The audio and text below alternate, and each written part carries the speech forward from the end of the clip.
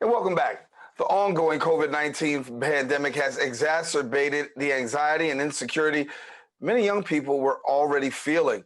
Now more than ever, they need places where they feel accepted. They also need to feel safe and express themselves without fear so they can grow as individuals within their very own community. The Safe Spaces at WHEDco project is providing students a platform to explain why safe spaces are actually important to them. And joining us to share more details about this is WHEDco's Senior Director of Research and Program Development, Dr. Nicole Lavan, and then also Senior Director of Education and Youth Development, Katie Aylwin. And we thank you both for joining us here on Open. Thank you. Good morning. Thank you.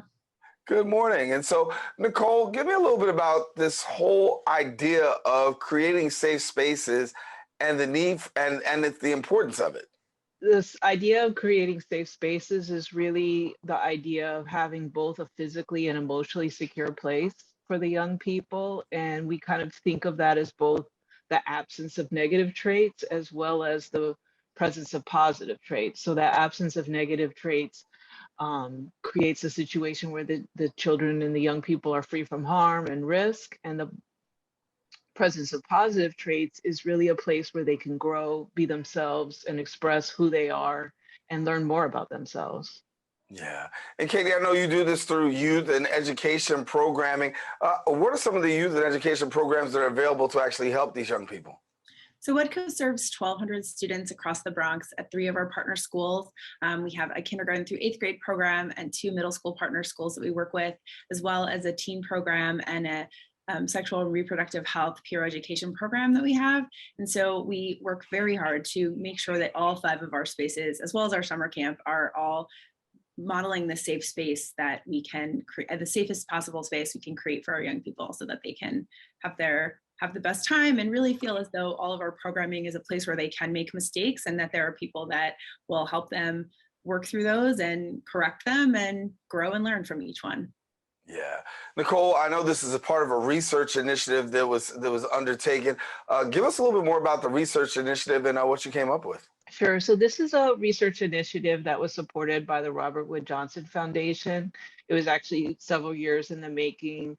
And like many things, it kind of changed course during the pandemic, but it was a collaboration between researchers from New York University as well as researchers in Amsterdam. And there's several sites in both cities, other nonprofits such as WHEDco. And originally it was really about the idea of confident futures. And then it really honed in on this idea of safe spaces, because as the research began, it became clear that really that undergirded everything, and that need to create a safe space where the young people felt that they could come and be themselves was just paramount. And we saw that in all the different sites across both New York City and Amsterdam. So as the project evolved, there was really this intense focus on understanding better what made a safe space, how did the youth interpret it, and sort of why was that even important? And so I know that students have actually returned back to school. We know that, and we're hoping that all goes well during that. So that means that there's a need for after-school programming. Katie, a little bit more about after-school programming. How are you able to wrap these services into the after-school curriculum? Well, we just started after school on September 20th. So really excited to have all of our students back with us 5 days a week for a full afternoon of programming.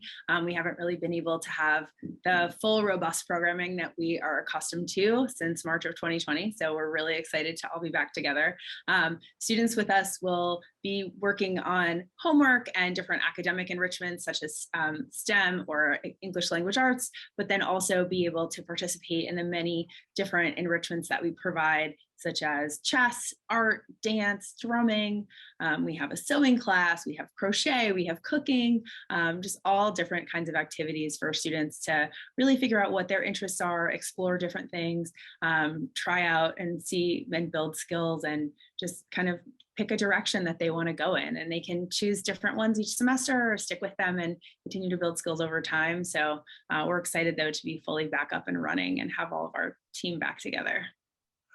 And Nicole, as part of this, I know you tap into the hearts and minds of students trying to do some research and really find out what they are actually thinking. What were you able to uncover with the fact of looking at students and hearing from them, what can you learn? What did you learn, I should say, and what can you tell us? Well, we really learned about how important a few things were. One is that connection with a trusted adult.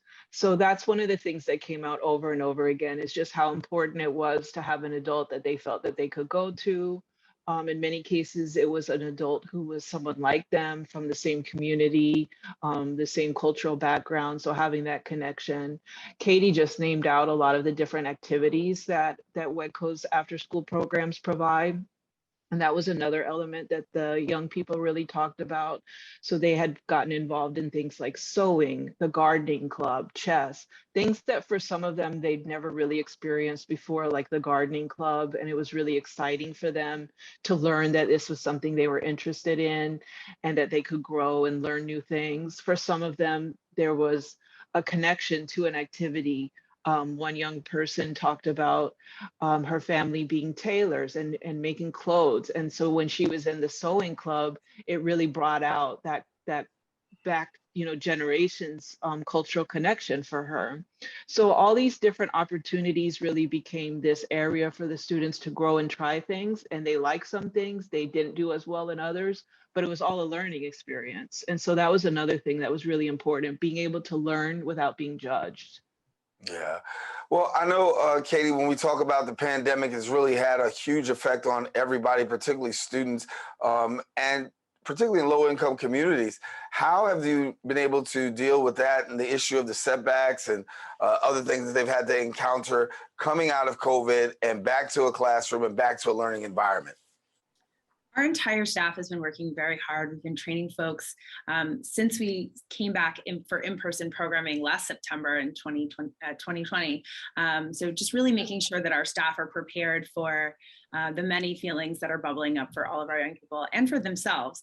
And then making sure that we're always in touch with the WHEDco social workers that are on site at each of our programs, so that we've received some great training from them, and they are definitely our partners in every piece of our work. And so working to make sure that we are addressing all of the mental health needs and really helping us continue to build the safe spaces that are so important for our young people.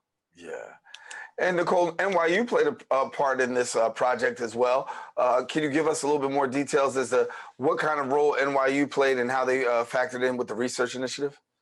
Sure. So this was kind of a project conceived by the researchers at NYU as well as a university in Amsterdam.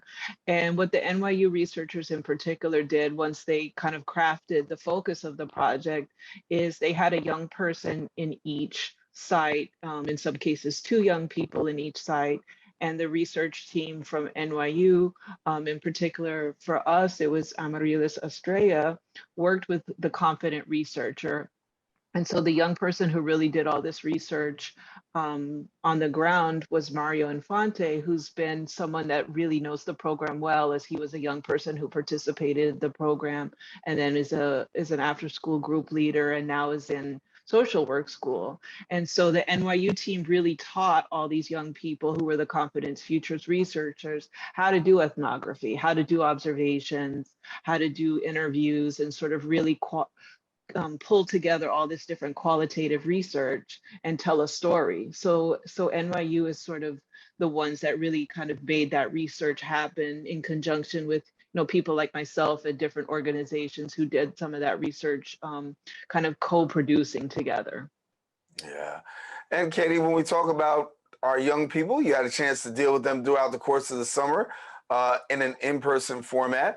How did that go, given the fact that we were still trying to navigate this and it was a little touch and go for a minute, but how did it work for you? Summer camp was definitely a learning experience, even though we've been running summer camp for the last 20 plus years at WHEDco.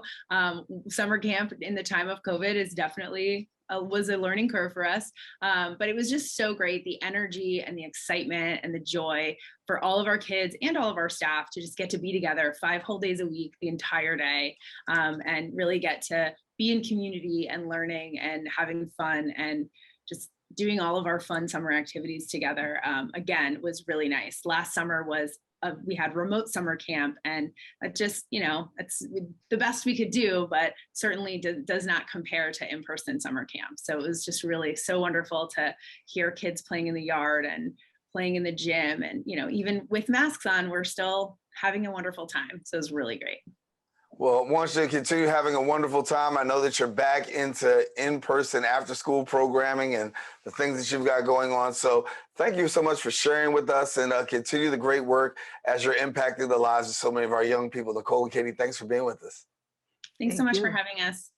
All righty. Well, I want our viewers to know if you want more information, we of course encourage you to visit the website at WHEDco.org, and then definitely touch them on Instagram and Twitter at WHEDco Speaks. Going to take a quick break. We do have more show. We encourage you to stay with us. Open continues coming up right after this.